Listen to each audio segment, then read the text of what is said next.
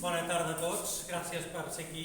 Primerament, lamentar que també havia de venir l'alcalde de Castellnou, en Domènec Òrrit, que ens hagués fet una introducció molt interessant del municipi de Castellnou, que és on s'ubica la casa de la qual parlarem, i també perquè és un expert wagnerià, perquè el llibre també no és que vagi sobre Wagner, però el meu besavi es va inspirar en Wagner perquè era un apassionat de les seves òperes per decorar i fer la seva mansió modernista a la vila d'Argençola.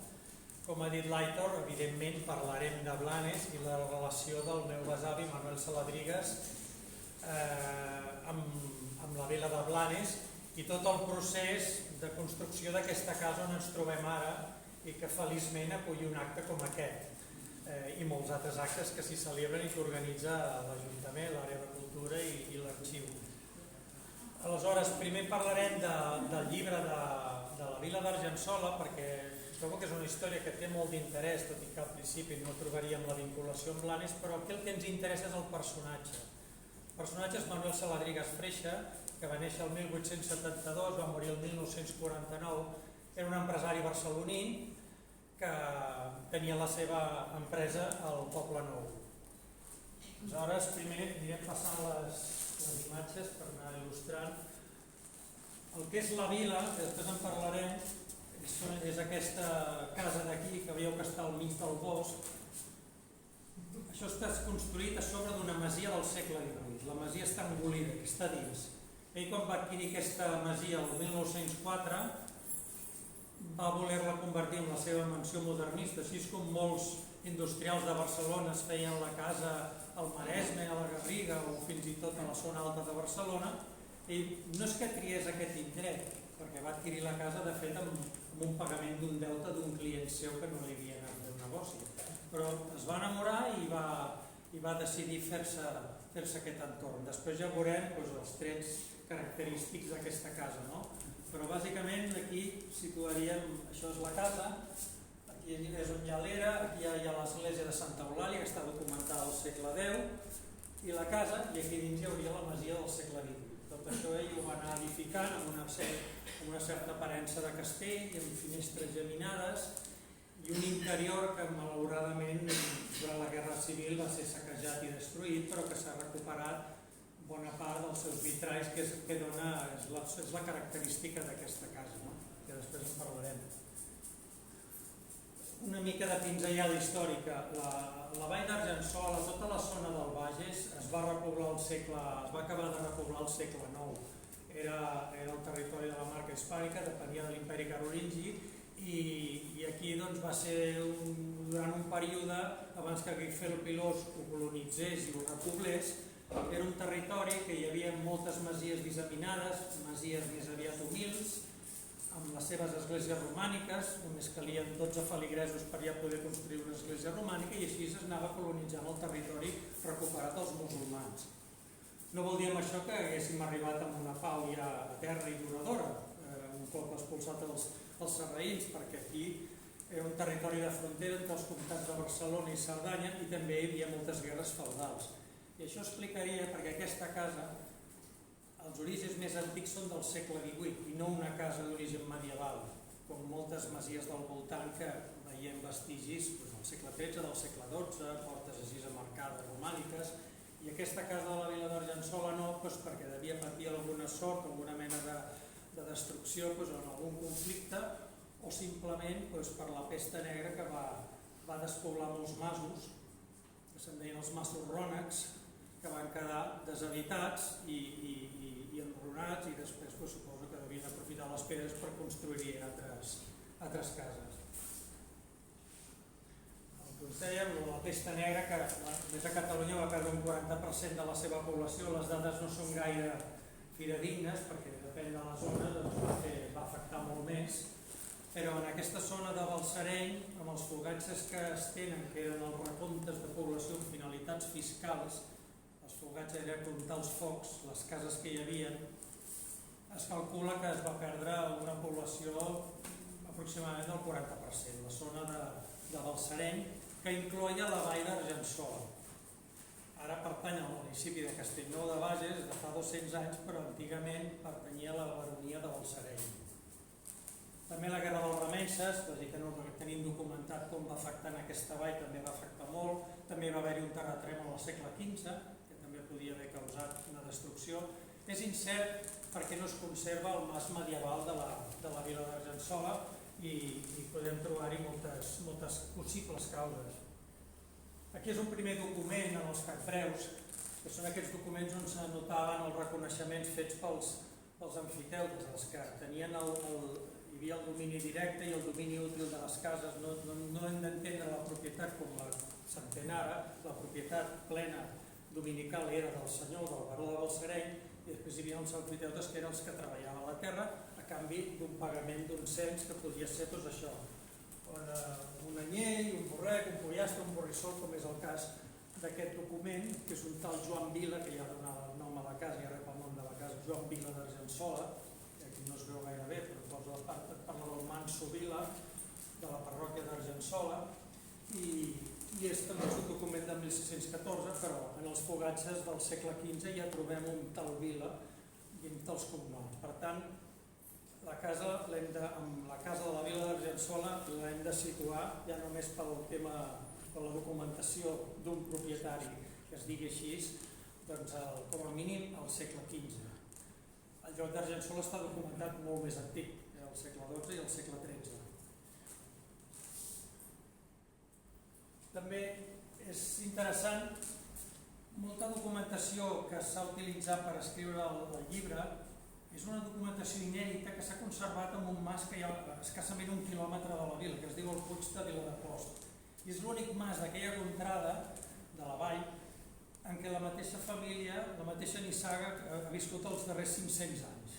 I ells han pogut conservar un tresor de documentació, pergamins, dietaris que escrivien els pagesos, llibres de comptabilitat dels porcs, de la vinya, el personal que contractaven per les baremes, anècdotes, gelades, pedregades, tota mena de documentació molt valuosa, que espero que algun dia això també es tradueixi en algun treball. Però una part d'aquesta documentació ha servit per documentar també la incidència de les guerres carlines a la vall d'Argençola. Ningú en sabia res. Si busqueu bibliografia de què va passar a la vall d'Argençola, primer que la gent no coneix on és la vall d'Argençola. Està entre Súria i Balsareny, però pertany al municipi de Castellnou. I és com una via secundària paral·lela al que diguéssim a l'est del Llobregat, que suposo que tothom coneix. Aleshores, aquí sabem, gràcies a aquesta documentació, que la primera guerra carlina va tenir molta incidència, es va produir molt moviment de tropes, se sap que Balsareny era liberal o cristí, perquè en aquell moment es deien cristins perquè era la regent, la Isabel encara era menor d'edat i els liberals se'ls deien cristins, i aquí va haver-hi bastant de moviment perquè els pagesos i els capellans eren carlins i en canvi a Balsareny eren liberals.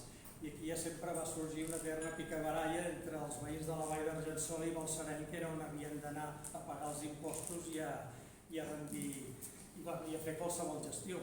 Estaven a 10 quilòmetres de Balsareny i això suposava mitja jornada amb la mula o amb el carro d'aleshores, clar.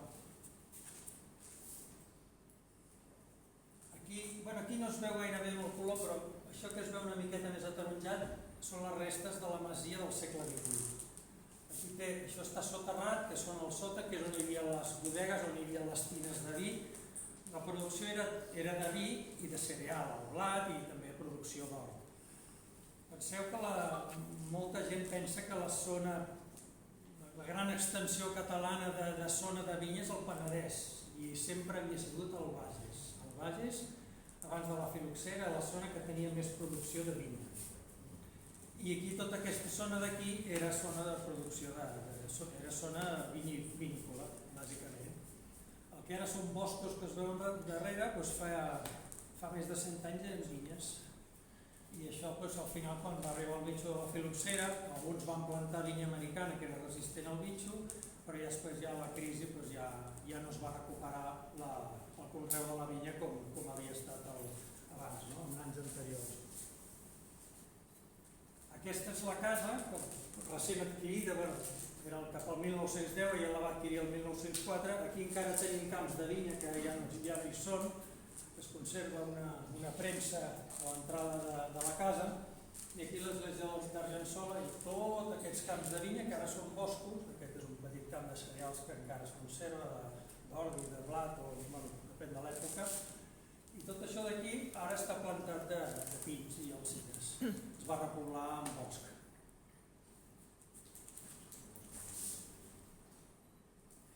Ara parlem una miqueta de la família Saladrigas. Com us he dit abans, això va ser fet construir per Manuel Saladrigas Freixa, que és aquest senyor d'aquí, i aquest senyor tenia un tarannà una mica especial, que suposo que també és el que ha motivat que generi aquest interès per part meva i potser per la gent que ha anat comentant la història d'aquest senyor, perquè va tenir una vida de novel·la com després veurem. I aquí tenim aquest retaule que va fer ell, va fer construir ell per la vila d'Argençola, i aquí, clar, si un es fa un retaule, normalment estem pensant en posar les persones del nostre entorn afectiu més properes, no? La dona, els fills, tot això. I curiosament, efectivament, hi ha la seva filla, la seva única filla, Teresa Saladrigas, aquest és el Manuel Saladrigas Freixa, el seu pare, Rafael Saladrigas Massaguer, que és qui va fundar l'empresa el 1860 de tèxtil i blanqueig al Poble Nou.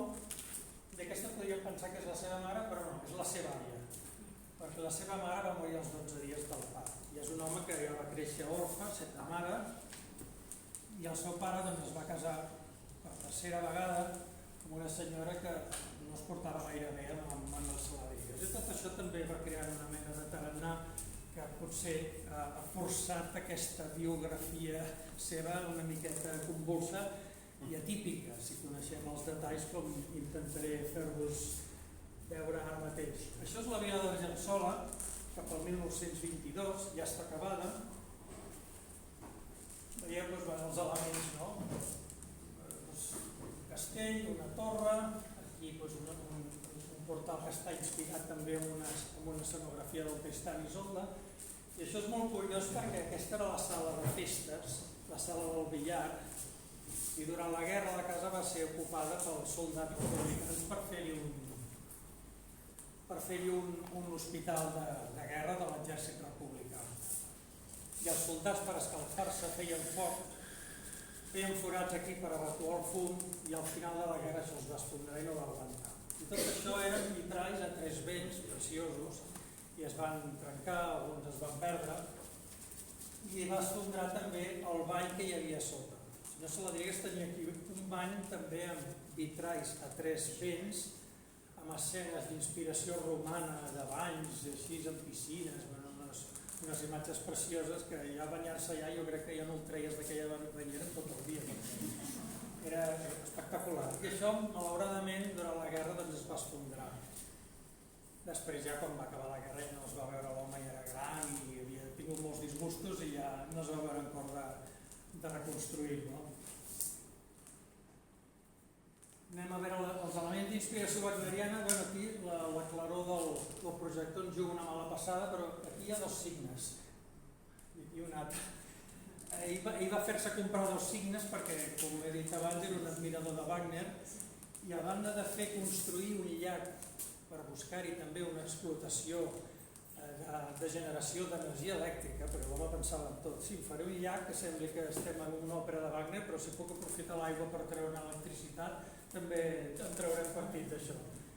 Va fer fins i tot un estudi amb enginyers, a veure quina capacitat de caiguda d'aigua podia generar el corrent que necessitava, i al final, no sé si era ja l'inici de la sequera que estem patint ara, però no donava per tant. Això sí, el llac sempre era ple. I s'hi pescava i tot, i s'hi navegava, era una cosa. Ara potser amb la sequera i els sediments que al llarg dels anys s'han anat acumulant, el llac ara té un altre aspecte.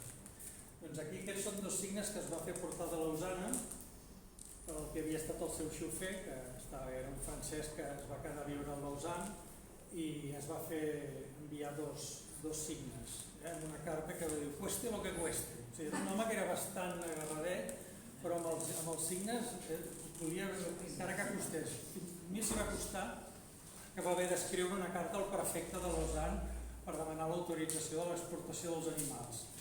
Aquells capricis que potser es poden permetre gent que té aquests ingressos. Aquí tenim el portal aquest pòrtic rebaixat, és una inspiració estic molt semblant a l'escena de l'òpera d'aquest escenògraf Soler Rovirosa, això d'aquí, i aquí tampoc es veu, però es veuen unes finestres geminades que són pràcticament idèntiques a les que té la Vila de Rialsola. No conservem els planos de la casa perquè en la Guerra Civil l'Ajuntament de Castellnou ho van cremar gairebé tot i no sabem ni tan sols el nom de l'arquitecte, però segurament devia seguir instruccions d'ell. A diferència d'aquesta casa que ho va fer tot en Puigboada i em consta que algun suggeriment que volia fer l'arquitecte li va dir que això no pot ser, i aquesta obra podríem dir que és plenament voluntat de Puigboada. A la vila ho va fer més, sembla que ho va fer més a la seva voluntat. Ell volia aquesta aparença i ja està. Aquí s'aprecia la porta de l'antiga masia, que ha quedat com engolida, i per això és molt estrany perquè és una porta que està encarada a mà. Aquí a l'interior de la casa és que els vitralls aquests tots estan inspirats en paisatges bavaresos, en òperes wagnerianes, personatges, també Tristany, Isolda, tota la escenografia de les òperes que li agradaven a ell. I per tant això sortosament es va poder conservar després de la destrucció que va patir l'interior de la casa per la guerra, que en veurem més. Aquí aquests motius més del camp, les abelles i el blat, també aquí una altra donzella.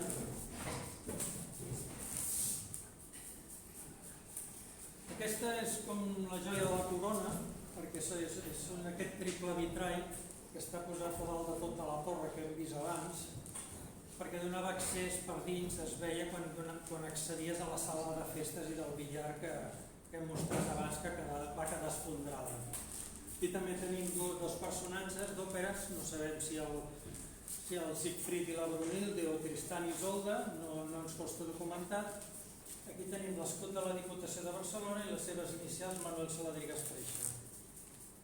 Aquest home tenia una obsessió amb la Diputació, no sé d'on ve, molts permisos els demanava la Diputació perquè la Generalitat no existia, però aquí a la casa aquesta de Saladrigas d'aquí, ell també volia que l'escala fos com l'escala de la Diputació de Barcelona, però en Puigboada li va dir no, això no pot ser perquè per la geometria que té doncs no pot ser, però sí, no sé què tenia amb la Diputació, això un dia descobrirem el secret. Aquí la presa que he mostrat abans amb els signes, aquí ja està el senyor Manuel Saladrigas Freixa, la seva filla Teresa Saladrigas, i aquest era el Josepet, que era el masover que els acompanyava sempre al camp. Ell a partir dels anys 22 és quan es va instal·lar a viure a la vila, o sigui, ell es va arreglar aquesta casa per viure. L'empresa del Poble Nou, el negoci del Poble Nou es portava sol, pràcticament era com, avui en dia diríem teletreball, però ell tenia un parell de comptables i un gerent, que com es tractava ja no es dedicava al tèxtil sinó al lloguer de les naus industrials, que eren de molt fàcil gestió. Pràcticament no hi havia... Els treballadors eren de gestió d'oficina. Llavors ell es podia permetre estar aquí llargues temporades construint la casa, perquè clar, portar materials i tècnics en una casa que està a 5 minuts del poble més proper, doncs clar, era una cosa que hi havies d'estar molt a sobre. I aquesta és la presa, una imatge actual, ja més baixeta, aquí hi ha bastant de sediment, aquí és de la casa, i la presa en un moment una miqueta més alegre, amb una cascada que realment que sembla Iguazú, però clar, suposo que es va fer la foto perquè era un moment. En Manuel Saladrigas, quan van néixer les seves 3 netes, va voler-los fer una font a cadascuna d'elles. Llavors aquesta és la primera font que van fer, que és per la seva primera neta Núria, la segona per la seva neta Carme, i la tercera, que era per la seva neta més petita, la Teresa, ja no la van poder fer per un problema de conducció d'aigua i perquè ja va venir la Guerra Civil. I es va quedar la cosa. Això, malauradament, era una zona, aquesta és una foto de l'inici de la construcció, estava tot molt ajardinat, i després això va quedar molt deteriorat perquè durant la guerra també es va agafar tota la llenya que van poder, els soldats, i van deixar els boscos arrasats per utilitzar la llenya i escalfar-se. Són 3 anys d'una destrucció de la casa perquè crec que després ja no es va poder recuperar. Aquesta és una foto de la sala del billar aquella que havíem mostrat amb aquests vitralls i com està ara actualment. O sigui, no es va fer cap reconstrucció, es va fer una taulada i a sota on ella havia tingut aquest bany tan imperial que us he descrit abans es va fer una habitació així funcional i pràcticament amb formigó de cobriment exterior. Us dic que quan va acabar la guerra també fins i tot el senyor Saladrigues que havia acumulat un important capital no eren temps per tampoc l'ostentació ni l'opulència amb què va dedicar els anys feliços de la construcció d'aquesta casa i es van dedicar a fer els arreglos mínims per poder continuar visquent. Llavors ens anem a Blanes.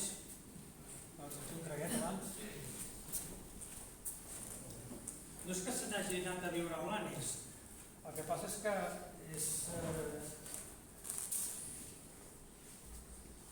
quan s'acaba de construir la casa de la Vila d'Argençola, que ell més o menys fixa la data del 1922, després es fan construccions ja annexes més complementaris, com un paller, un estable. Doncs un estiu, uns amics de la Teresa Saladrigues, la seva filla, els Carreras, que tots coneixeu, la van convidar a la casa, aquesta d'aquí, a passar-hi uns caps de setmana. I la meva àvia, la Teresa Saladrigues, va quedar enamorada de la vila de Blanes. Qui no s'enamora de Blanes com era abans, ara també, però abans realment era una població molt atractiva, amb tota aquesta primera línia de cases, totes així de pescadors, blanquetes. És la imatge de postal que a tots ens agrada veure, no? I llavors el seu pare va dir, doncs sí, no sé com ho va dir, però va dir, ens farem una casa d'estiueig aquí. I llavors és quan ja va decidir fer la casa on ens trobem ara. I no es veu gaire la distinció, aquesta era la casa antiga, anterior, que era la propietat de Concepció Parés i Graners, potser aquí algun parent o algú que la coneix, però aquesta és la casa que hi havia abans. Aquí hi havia l'Hotel Sant Francisco, l'Hostal d'Oll, si us situeu, i aquí hi havia 2 o 3 cases de pescadors que encara es conserven. Llavors, van construir la casa, la construcció va durar uns 5 anys, del 1925 al 1930, mentrestant la família Saladrigues s'hi està en una caseta d'aquestes d'aquí, llogada fins que la construcció s'acaba.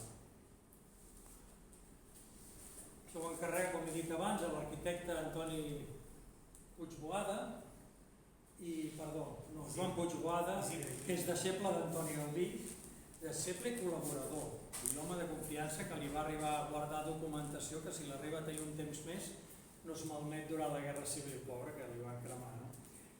Aleshores, ja era un arquitecte que havia fet obres aquí, havia fet la casa del Miralvell, una reforma, i la reforma del convent, la reforma de l'església del Vilar. O sigui, era un home que tenia ja un prestigi aquí, a banda de ser col·laborador d'en Gaudí. I amb el Saladrigues, cosa que havia tenir relació, li va encarregar la construcció d'aquesta casa. Hi ha moltes coses que potser desconeixeu, la serralleria aquesta de les balconeres està inspirada en les reixes del Pargüell. Aquí hi ha uns mosaics romans que es poden apreciar a baix, en formes geomètriques.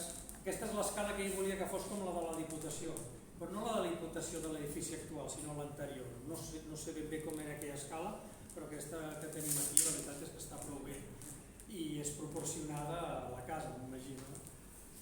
I aquí doncs, és curiós perquè així com la vila, tot l'interior està, les portes i els exteriors, hi ha vitralls, aquí només n'hi va posar un. N'hi va posar un de les fonts de Montjuïc. Potser en Puigboada no li va deixar posar més. Posarem aquest i prou en el pati de llums, segurament devien així, perquè ja tenia autoritat en Saladrigues, perquè era un home així que quan ficava la banya en algun lloc doncs el treies d'aquí. Arriba la Guerra Civil. Clar, ells cada juliol venien aquí, com la revista Recull sempre s'encarregava de denunciar totes les famílies d'estiuejants que arribaven a Blanes, doncs el juliol del 36 no va ser una excepció. I poc s'imaginava la família Saladrí que s'hi hauria d'estar 3 anys aquí a Blanes. I sort que van passar la guerra aquí, perquè al marxar, Manuel Saladrí ja tenia la residència fixada a la vila d'Argençola, a l'Ajuntament de Castellnou, i l'Ajuntament de Castellnou va tirar pel dret i diu: ostres, aquest home hi ha hagut l'alçament nacional i ha fotut el camp. No, és que havia vingut a Blanes a estiuejar com cada juliol. Ja el van declarar facciós pel fet que havia marxat. Clar, van pressuposar empresari, diners i catòlic, aquest és un fatxa, i vinga, a buscar-lo. I llavors segurament l'Ajuntament de Castellnou, que ja estava pres pels milicians de la CNT, devia contactar amb el Comitè Revolucionari Antifeixista de Blanes, també estava pres per la CNT, FAI i els comunistes del PUM i la Unió de Rabassaires, per, suposo que, localitzar en Saladrigas. En Saladrigas és detingut, és portat a Barcelona, una mica espantat perquè aquí feia poc que s'havien assassinat en Sebastià Llorenç, el Mas Bassó i el capellà pel fet de custodiar la Mare de Déu del Vilar, perquè no la cremessin els revolucionaris que feien era això, al principi com a revolta, la revolució que es va crear aquí els primers anys de la Guerra Civil, tots sabeu que va ser una cosa que va desbordar les autoritats republicanes d'aquí. I clar, era perillós ser una persona de dretes o ser una persona amb diners o ser fins i tot un capellà, sobretot un capellà. Llavors, en aquesta època, això va causar molta por a la vila de Blanes, aquests assassinats, perquè es veu que els van portar a declarar a l'Ajuntament, aquests senyors d'aquí, en Sebastià Llorenç del Mas Bassó i el mossèn, i el pare Puig, i després de declarar que s'hi van estar una bona estona, tornant a casa seva al Mas, direcció Tordera, un escamot els va matar i van quedar estesos a la carretera de Tordera. Això va espantar molt la gent. Però clar,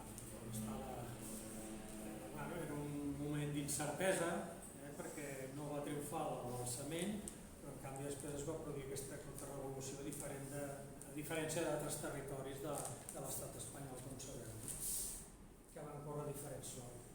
Aquestes són unes bombes de morter que curiosament es van conservar a la casa, perquè aquí quan entre els nacionals van imposar l'allotjament d'un oficial amb el seu ajudant, un militar. La veritat és que tenim notícies, les nostres mares ens van dir que s'havien portat correctíssimament i en agraïment quan van marxar van deixar m'ha regalat aquestes bombes, ho considero un regal carinyós, però desactivades, per descomptat, i 2 o 3 cascos també d'aquests de militars.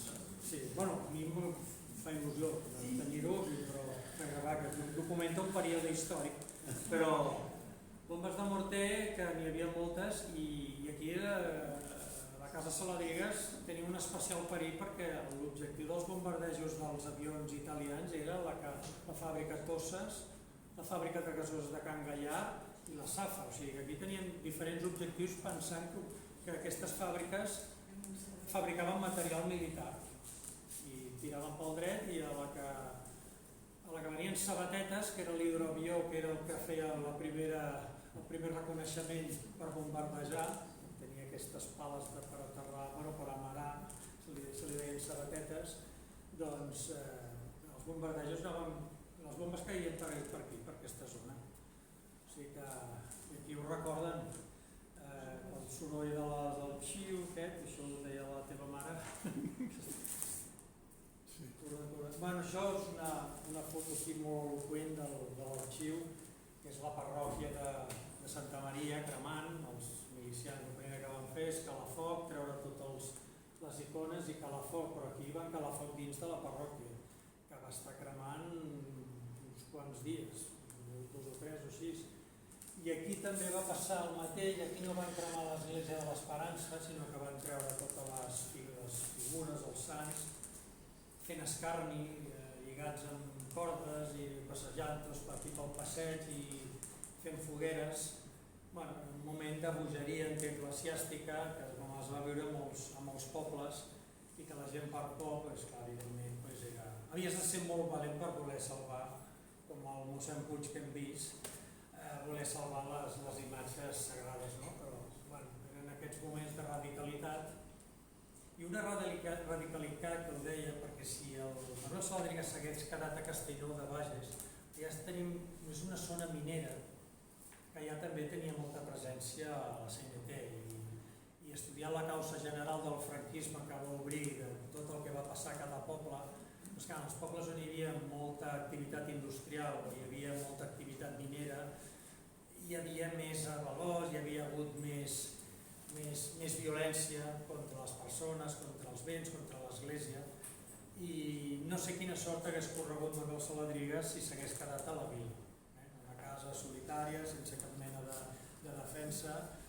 això a mercè del que algun esbojarrà, dir, ostres, tu ets de dretes perquè tens calés, aquestes coses que passaven abans, o el perill de les delacions, no? Aquest senyor que ha maltractat els seus treballadors, doncs ja està. I era un motiu perquè és algun escamot així rescalfat i normalment de pobles veïns, perquè així no es coneixien, i feien el que feien. Són tristos perquè va ser una guerra entre germans i es van cometre barbaritats a tots dos bàndols. Bé, el que us explicava, la crema d'imatges i objectes de culte, això ho vam presenciar des de la casa. Aquí, aquest ofici és on es declara facciós Manuel Saladrigas pel sol fet d'haver abandonat la seva casa a Castellnou, la seva residència. Ja només pel que ha fet ja es considera facciós i per tant se li confisquen tots els seus béns i la vila d'Argençola determinen, decreten que sigui destinada a escola. Després, quan van veure que la guerra s'allargava, ja no va ser escola, com us he dit abans, es destinarà a hospital de sang de l'exèrcit republicà. Els seus béns van ser bloquejats, la fàbrica de Barcelona va ser intervinguda per la CNT i ell se li van bloquejar els béns i va ser detingut, com us vam dir, en unes circumstàncies molt fosques que mai han transcendit a la família, suposo que per vergonya, això a vegades els grans no expliquen prou bé quan han viscut una situació desagradable, no ho expliquen prou bé als seus descendents i molta d'aquesta informació l'hem hagut de treure de l'expedient que tenia els papers de Salamanca, sortosament recuperats i consultats a l'Arxiu Nacional de Sant Cugat.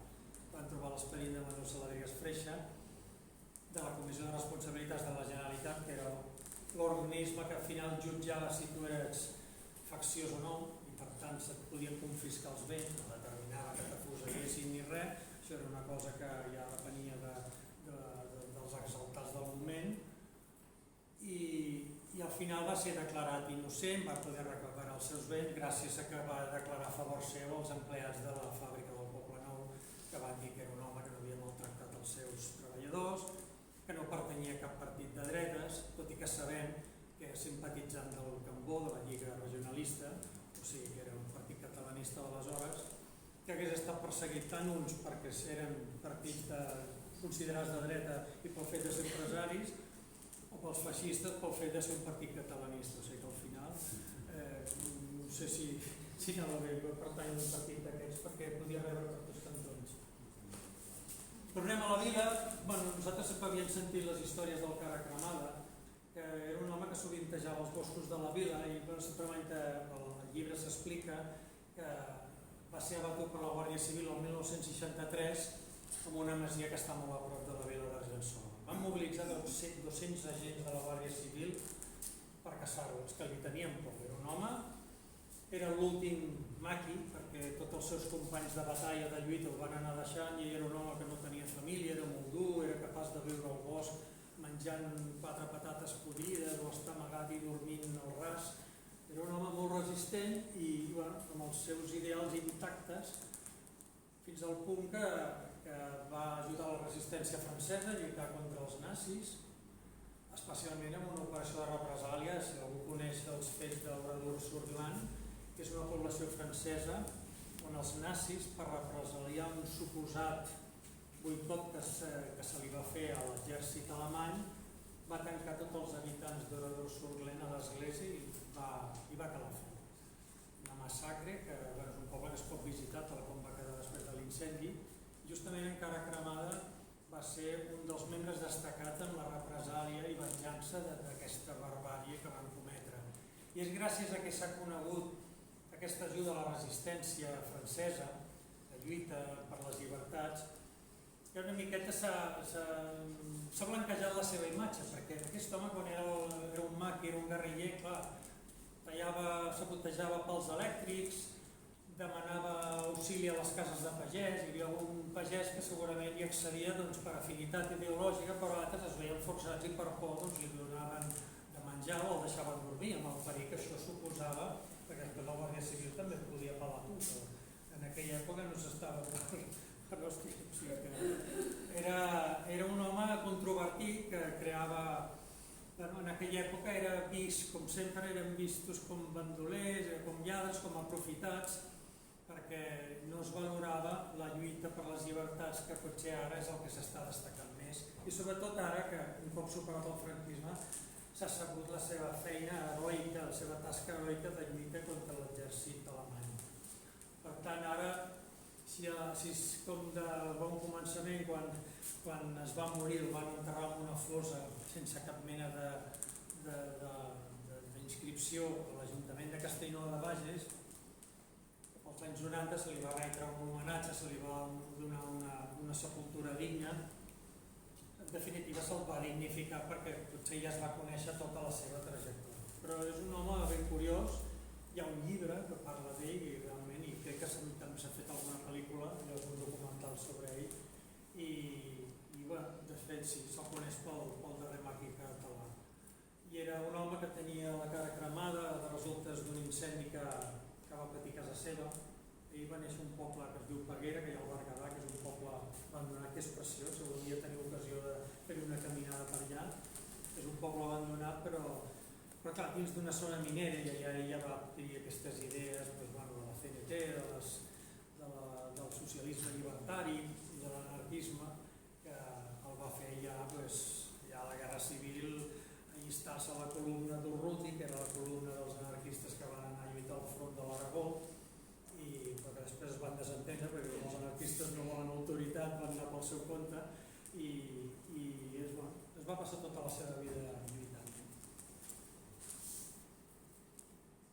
En 1994 m'agrada destacar això perquè va ser un any d'incendis i justament el que Manuel Saladrigas, que era un apassionat de l'òpera, es va cremar al Gran Teatre del Liceu i el mateix any va haver aquells incendis tan horrorosos a la comarca del Bages i al Berguedà. Es van cremar moltes hectàrees, es van cremar moltes granges, van morir molts animals i aquí el foc va arribar fins i tot a la Creu de Terme que fixava l'inici de la seva propietat, una de les masies de la seva propietat, que es va cremar el camp de blat, va arribar a les flames ben bé quasi a les portes dels edificis.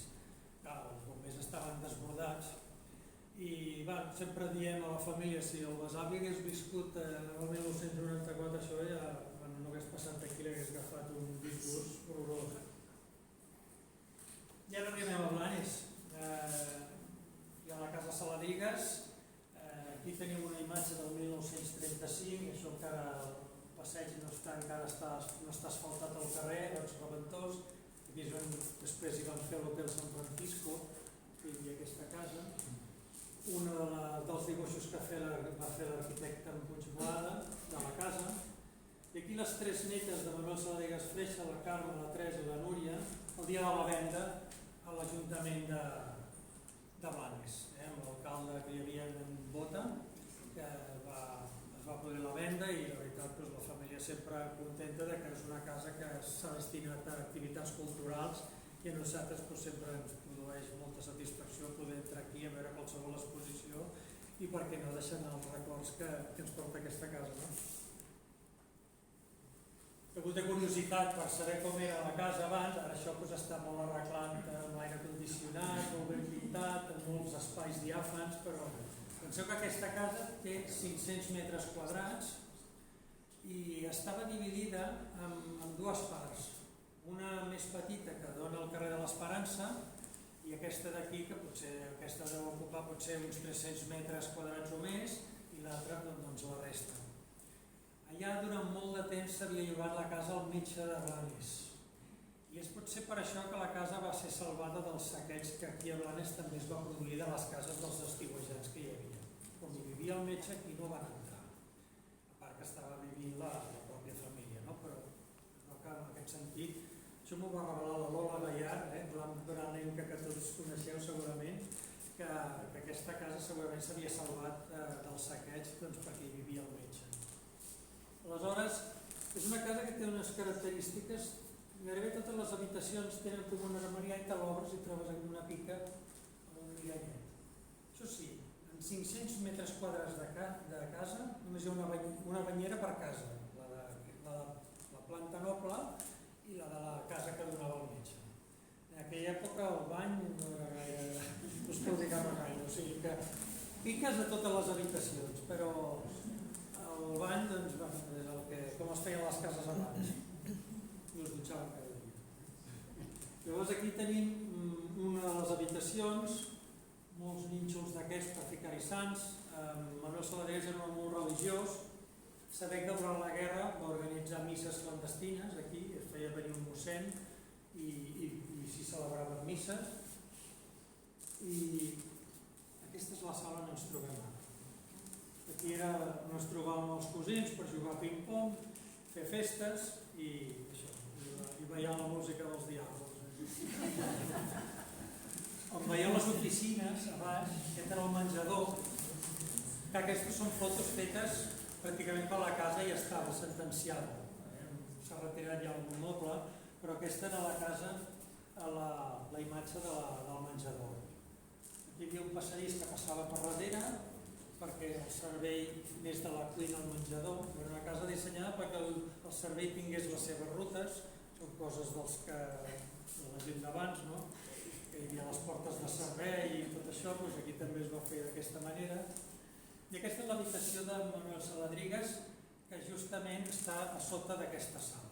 És la que té el balcó aquest i aquesta és l'habitació. Aquí també obres i trobes una pinta amb un mirall.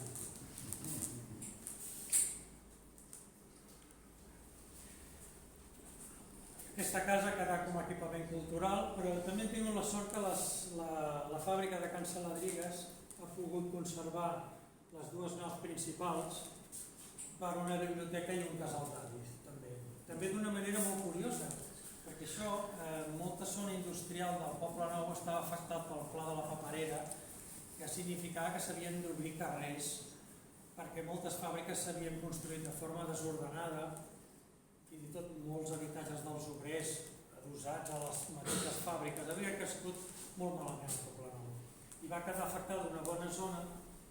I aleshores aquí, que es dedicava al lloguer de naus industrials per a empreses que fabricaven paper, teixits, joguines, de tot, doncs des del moment en què l'Ajuntament ja et diu que un dia vindran les excavadores per executar aquest plan, lògicament amb la consegüent indemnització, la família de nosaltres això ja no ho vam veure, ho vam vendre a Ferrovial perquè era el que ja anava a construir, i al final aquí, com els contractes que feien no podien demanar un lloguer gaire alt perquè un dia haurien de marxar perquè venien les quadres, es van llogar aquestes naus artistes, escultors, pintors, i així van començar a instal·lar artistes amb contractes molt baixos, però amb la condició de dir, bueno, escolta, el dia que ens diguin aquí això ja va al terra, vosaltres heu de marxar i no us indemnitzarem. I sí, van acceptar aquestes condicions, però això que va crear un caldo de cultiu de coll protegint, que salvem Can Saladrigas, no?